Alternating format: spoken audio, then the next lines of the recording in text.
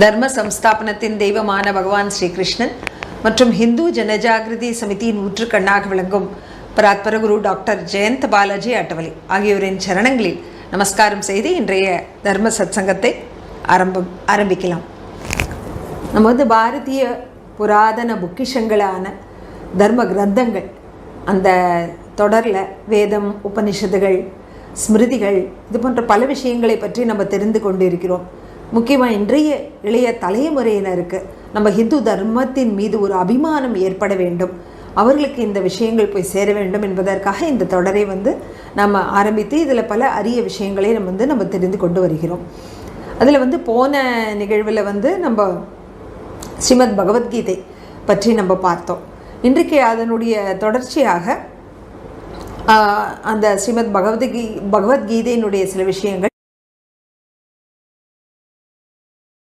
பகவத்கீதையின் மூலமாக அந்த சாதனா பயணத்தை மேற்கொண்டவர்களுக்கு மோட்சம் பற்றிய வழிகாட்டுதலை அதன் மூலமாக அவர் வழங்கியுள்ளார். பகவான் ஸ்ரீ கிருஷ்ணனுடைய நாமத்தை நம்ம சொல்லும் பொழுதே நம்முடைய மனதில் ஒரு அபரிமிதமான ஒரு அன்பு, ஒரு மரியாதை, இது எல்லாமே நமக்கு ஏற்படுறது இல்லையா?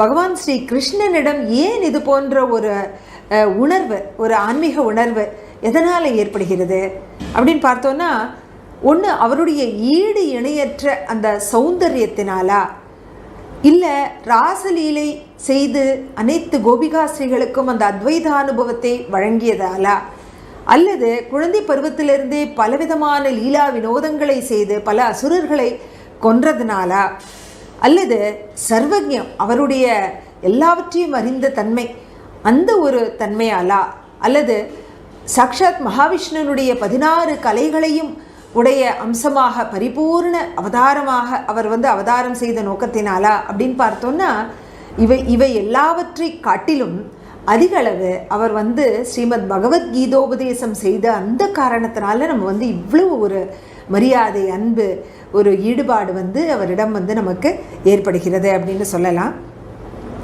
உண்மையில் இந்த பகவத்கீதையில் இருக்கக்கூடிய அந்த ஞானத்தை நம்ம வர்ணிப்பதற்கு வார்த்தைகளே இல்லை. அதாவது திவ்ய ஞானம், ஈடு இணையற்ற ஞானம், தனித்துவமான ஞானம், அற்புத ஞானம், இது போன்ற அந்த வார்த்தைகள் கூட குறைபடுகின்றன அதனுடைய அந்த முழு விஸ்தீரணத்தை விவரிப்பதற்கு. வார்த்தைகள் வெளிப்படுத்துவதற்கு ஒரு கட்டுப்பாடு இருக்குது. ஒரு அளவிற்கு மேலே நம்ம வார்த்தைகளால் நம்ம என்ன அனுபவபூர்வமாக உணர்கிறோமோ அதை வெளிப்படுத்த இயலாது.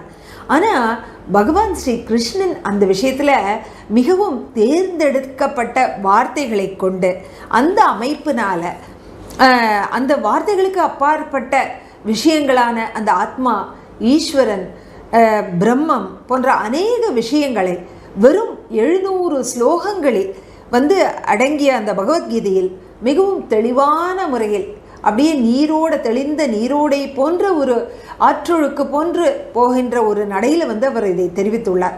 அதுலேயும் முக்கியமாக அந்த 700 ஸ்லோகங்களில் பகவான் வாக்குனாலேயே திருவாக்கால் மலர்ந்த ஸ்லோகங்கள் பார்த்தோன்னா 574 ஸ்லோகங்கள். அது சாக்ஷாத் பகவான் ஸ்ரீ கிருஷ்ணனுடைய திருவாக்கில் மலர்ந்த வார்த்தைகள். உண்மையில் வார்த்தைகளில் ஒன்றை வெளிப்படுத்துவதற்கு ஒரு எல்லை உண்டு. அதற்கு மேலே நம்மால் அதை வெளிப்படுத்த முடியாது.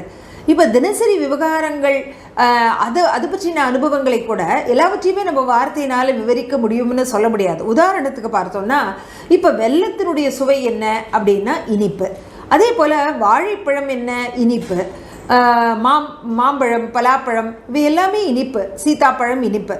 ஆனால் வெல்லத்தினுடைய இனிப்பும் அந்த சீதாப்பழத்தினுடைய இனிப்பும் ஒன்றா அப்படின்னு கேட்டால் நம்மளால் சொல்ல முடியுமோ? அதே போல் வாழைப்பழத்தினுடைய இனிப்பும் பலாப்பழத்தினுடைய இனிப்பும் ஒன்றா அப்படின்னு கேட்டால் அதற்கு நம்மிடம் பதில் கிடையாது. ஏன்னா இதனுடைய இனிப்பு சுவை அந்த மற்றொன்றினுடைய இனிப்பு சுவையோடு மாறுபட்டது. அது இனிப்பு என்று பொதுவான குணமே தவிர ஒவ்வொரு பொருளினுடைய இனிப்பு சுவையும் மாறுபட்டது. அதை எப்படி தெரிந்து கொள்வதுன்னா, அதை அனுபவபூர்வமாக நம்ம அதை உண்ணும் பொழுது தான் அதை தெரிந்து கொள்ள முடியும். அதே போல தான் ஈஸ்வரன், பிரம்மா, இதை வார்த்தைகளால் நம்ம எவ்வளவுதான் விவரித்தினாலும் வார்த்தைகளுக்கு ஒரு கட்டுப்பாடு உள்ளது, ஒரு எல்லை உள்ளது. அதனால் அதை முழுவதுமாக நம்மால் விவரிக்க முடியாது.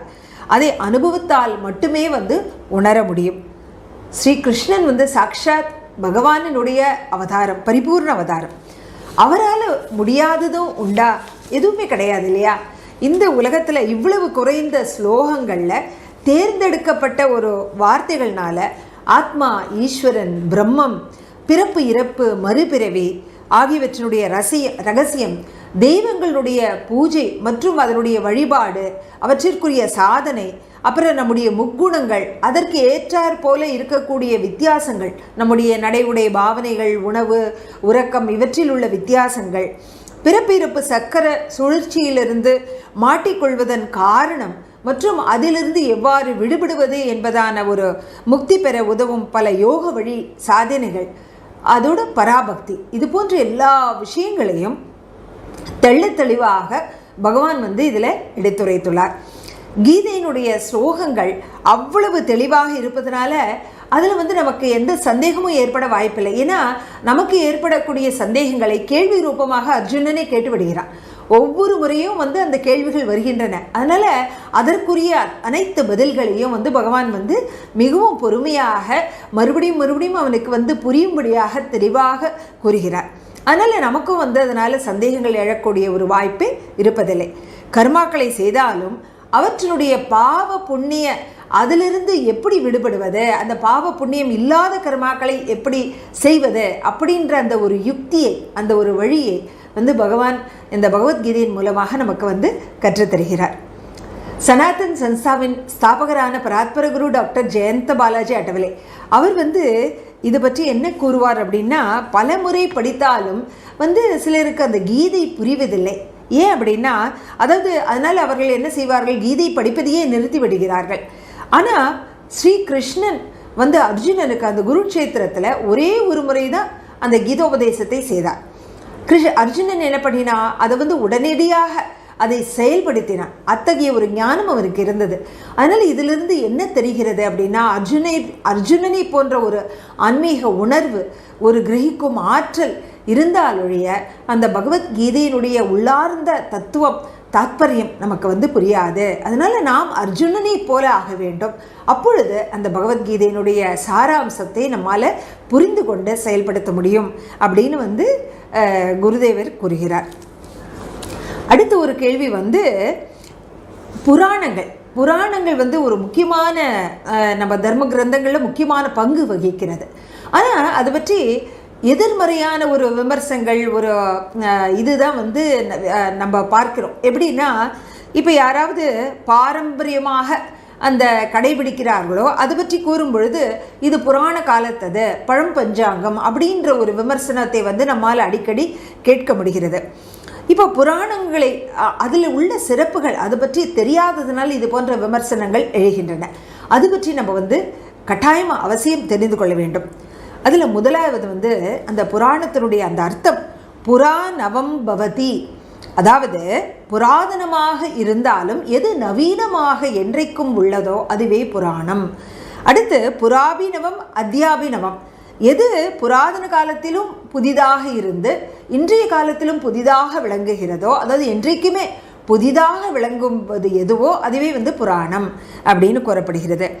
அடுத்து இன்னொரு விளக்கம் புரா பரம்பரா வேத்தி புராணம் தேனவே ஸ்மிருதம் அப்படின்னு பத்ம புராணம் சொல்கிறது.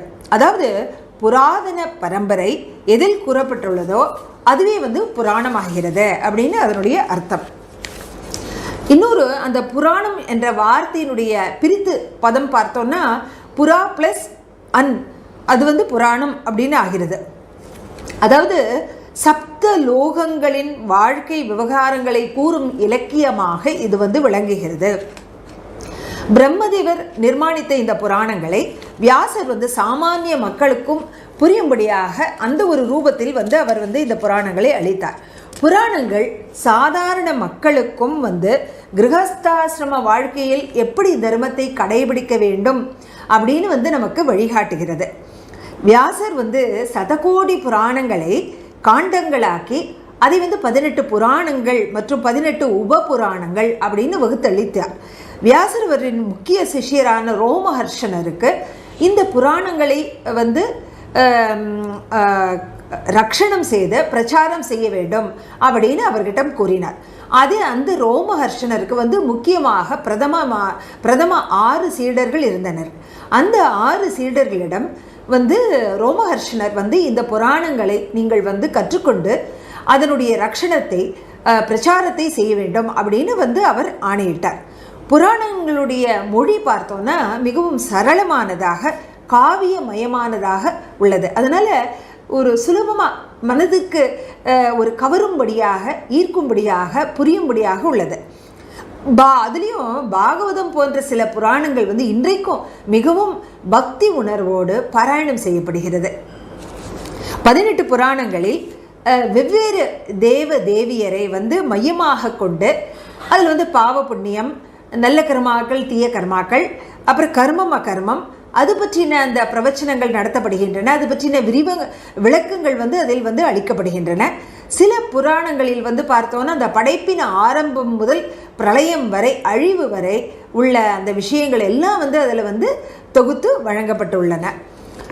இப்போ இந்த புராணங்களுடைய மகத்துவம் என்னதான் அப்படி இருக்கு அப்படின்னு பார்த்தோன்னா, சர்வ கிளேச பிரகரணாத் புருஷார்த்த சித்திகி அப்படின்னு கூறப்பட்டது. அதாவது எல்லா துக்கங்களும் முடிவடைந்த பிறகு புருஷார்த்தம் சாத்தியமாகிறது. அதுவே வந்து வித்யாவின் லட்சணமாகும். இப்போ புராணம் வந்து அந்த புருஷார்த்தங்களை நம்ம எவ்வாறு கடைபிடித்து நம்ம இறைவனை அடைய வேண்டும் அப்படின்னு ரொம்ப அழகாக சுலபமாக நமக்கு கற்றுத்தருகிறது. அதுலேயும் புருஷார்த்தங்கள் தான் 4 புருஷார்த்தங்கள்: தர்மம், அர்த்தம், காமம், மோக்ஷம். இந்த 4 புருஷார்த்தங்களை கொண்டு நம்முடைய வாழ்வின் இறுதி இலக்கான இறைவனை அடைவது எப்படி அப்படின்னு நமக்கு கற்றுத்தருவதே வந்து இந்த புராணங்கள். அதனால் இந்த புராண வித்யாவினால இதனுடைய அந்த புருஷார்த்தங்களுடைய மகத்துவமும் நமக்கு வந்து தெரிய வருகிறது.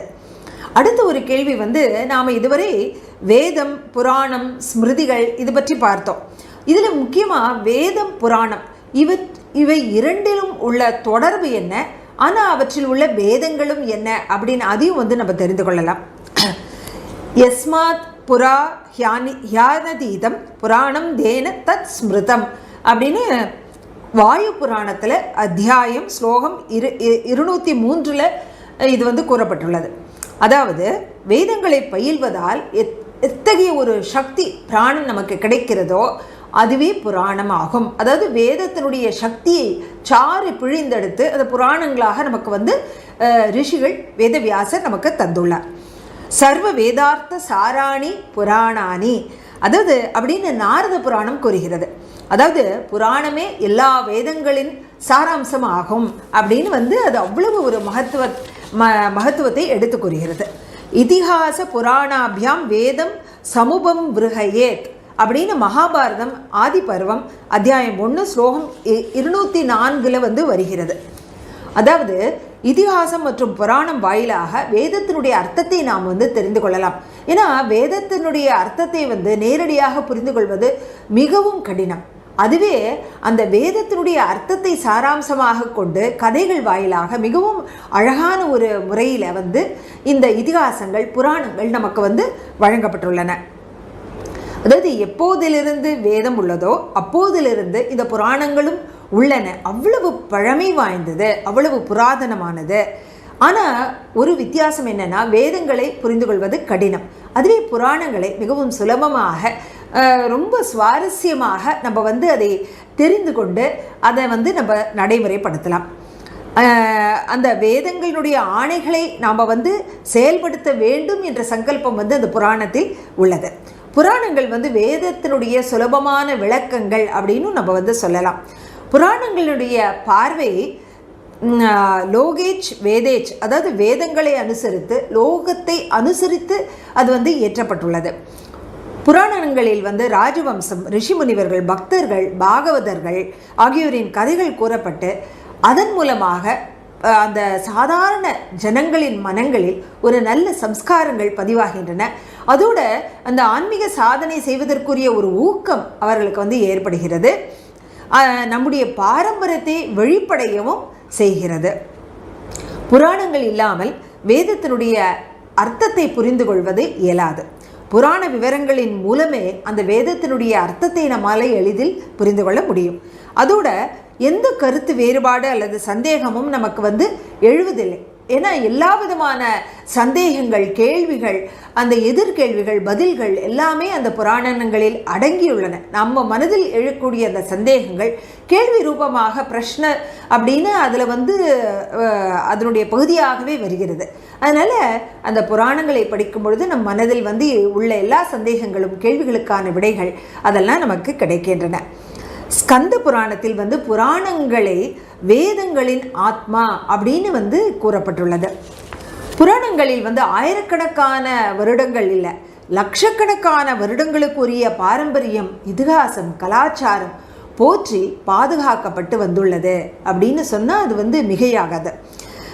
சிவ சம்பிரதாயத்தினர் வந்து சிவனை ஆதாரமாக கொண்டும், வைஷ்ணவ சம்பிரதாயத்தினர் பகவான் ஸ்ரீ விஷ்ணுவை ஆதாரமாக கொண்டும், சாக்த சம்பிரதாயத்தினர் தேவியை ஆதாரமாக கொண்டும், அதுவே வந்து ஏகேஸ்வரவாதிகள் அதாவது ஏக ஈஸ்வரவாதிகள் அவர்கள் வந்து நிர்குண பரபிரம்மத்தை ஆதாரமாக கொண்டும், கிருஷ்ண பக்தி செய்பவர்கள் வந்து கிருஷ்ணனை ஆதாரமாக கொண்டும் அந்த படைப்பின் உற்பத்தி, மனித இதிகாசம், பாரம்பரியம், தர்மம் மற்றும் தரிசனத்தை அந்த ஒரு கண்ணோட்டத்தில் வந்து அவர்கள் விவரித்துள்ளனர்.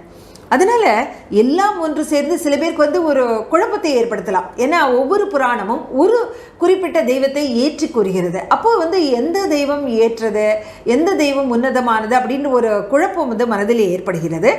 அப்படி ஏற்படும் பொழுதும் இருந்தாலும் வேத வியாசர் என்ன கூறுகிறார் அப்படின்னா, எங்கு அவ்வாறு தோன்றுகிறதோ அந்த இடத்துல நம்ம வேதத்தையே பிரமாணமாக கொள்ளலாம். அதாவது எல்லாமே அந்த நிர்குண பரபிரம்மஸ்வரூபம் தான் அப்படின்னு அதனுடைய விளக்கம் வந்து வேதத்தில் உள்ளது. அடுத்து வேதம் மற்றும் புராணங்களில் உள்ள வேதம் என்ன அப்படின்னு தெரிந்து கொள்ளலாம். இப்போ வேதங்களில் வந்து பார்த்தோம்னா யஜ்யங்களுக்கு ஆதாரமாக விளங்கும் கர்ம காண்டம் இது வந்து இதற்கு ஒரு பிராதானியம், ஒரு முக்கியத்துவம் வந்து வழங்கப்படுகிறது. அதுவே புராணங்களில் பார்த்தோம்னா பக்தி யோகம் அதுக்கு தான் முக்கியத்துவம் வழங்கப்படுகிறது. வேதங்களில் வந்து பக்தி மார்க்கத்தினுடைய பீஜம் இருக்குது. அது பக்தி மார்க்கம் இல்லவே இல்லைன்னு சொல்ல முடியாது, அதனுடைய பீஜ ஸ்வரூபமாக இருக்குது. அதுவே வந்து ஒரு தழைத்தோங்கும் விருட்சமாக புராணங்களில் அந்த பக்தி மார்க்கம் மிகவும் விரிவாக வந்து அதனுடைய மேன்மை வந்து அதில் கூறப்படுகிறது. யஜ்ய கர்மா விதிகளை கூறும் ரித்விகுகள் எப்படியோ அந்த ஸ்தானத்தில் புராணத்தில் அந்த பூஜா விதிகளை செய்யக்கூடிய புரோகிதர்கள் வந்து அந்த ஒரு ஸ்தானத்தில் வைக்கப்படுகிறார்கள். வேதங்களில் கூறப்படும் அந்த இரண்டே இல்லாத பரபிரம்மம், ஒன்றேயான அந்த பரபிரம்மம், அதாவது உபாதி எதுவும் இல்லாத அந்த நிர்குண பரபிரம்மத்தை உணர்தல் மற்றும் அதனுடைய மகத்துவத்தை உணர்தல், அது வந்து ஒரு சாமானிய மக்களுக்கு வந்து மிகவும் கடினமானதாக இருக்கும். அதனால் புராணங்களில் அந்த நிர்குண பரபிரம்மத்தை, உருவமில்லாத, அந்த எந்தவித குணமும் இல்லாத, அதற்கெல்லாம் அப்பாற்பட்ட அந்த பரபிரம்மத்தை ஒரு சகுண ரூபமாக, சௌமிய ரூபமாக, வெவ்வேறு சகுண ரூபங்களாக கல்பித்து அவற்றினுடைய ஆராதனை செய்வதற்கான ஊக்கம் வந்து இந்த புராணங்களில் நமக்கு வந்து அளிக்கப்படுகிறது. புராணங்கள் மூலமாக நமக்கு வந்து அளிக்கப்படுகிறது. அதனால தான் புராணங்கள் சுலபமாக இருக்குது. ஏன்னா எல்லாராலையும் அந்த நிர்குண பரபிரம்மத்தை வந்து நேரடியாக அந்த வழிக்கு சென்று அதை அனுபவிப்பது, உணர்வது, அதோடு ஒன்றிணைவது என்பது வந்து இயலாத காரியம். அதுவே நமக்கு மனதிற்கு பிடித்தமான ஒரு சௌமிய ரூபமாக நம்ம வந்து எடுத்துக்கொள்ளும் பொழுது அந்த புராணங்கள் மூலமாக அந்த வேதம் சொல்லக்கூடிய அந்த நிர்குண பரபிரம்மத்தை அடைவதும் வந்து சுலபமாக நமக்கு வந்து விளங்குகிறது. புராணங்களில் உள்ள இதிகாசங்களை பற்றி என்ன கூற விரும்புகிறீர்கள் என்பதுதான் அடுத்த கேள்வி. வைதிக காலத்திலிருந்தே வந்து புராணங்கள் வந்து சூத இலக்கிய ஸ்வரூபத்தில் பிரபலமாக இருந்து வந்துள்ளது. வேதங்களுக்கு அடுத்தபடியாக அந்த வைதிக ஆரியர்கள் இந்த புராணங்களை வந்து வகுத்து தந்துள்ளனர். ஸ்மார்த்த வகுப்பை சேர்ந்த பிராமணர்கள் வந்து எந்த புராணங்களை இயற்றினார்களோ அவை வந்து மகா புராணங்கள் அப்படின்னு வந்து வழங்கப்படுகின்றன. இந்த புராணங்கள் எப்பொழுது எழுத்து வடிவமாக அமைக்கப்பட்டதோ அப்பொழுது அவற்றின் ஒட்டுமொத்த எண்ணிக்கை வந்து 18ஆக ஆனது. இந்த எண்ணிக்கை ஏன் அது 18னா, அந்த 18 என்ற எண்ணிக்கையும் வந்து மங்களகரமானது என்பதனால அதுவே வந்து ஒரு முடிவாக 18 புராணங்கள் அப்படின்னு வந்து உருவாயிற்று. அடுத்து பார்த்தோன்னா கலாச்சார கண்ணோட்டத்தில் இந்து கலாச்சாரத்தினுடைய எந்த ஒரு விசேஷமான தர்ம கிரந்தத்தின் படைப்பிலிருந்தும் பிரளயம் வரை இதிகாச வர்ணனை வார்த்தைகளால் வர்ணிக்கப்பட்டு உள்ளதோ அவற்றை வந்து புராணங்கள் என்று கூறினர்.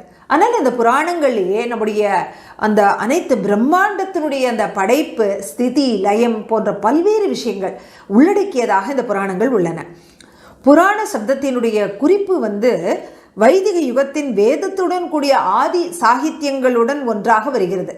வேதம் முதற்கொண்டே இந்த புராணங்களுடைய சப்தமும் வந்து அதில் வந்து குறிப்பாக வந்துள்ளது.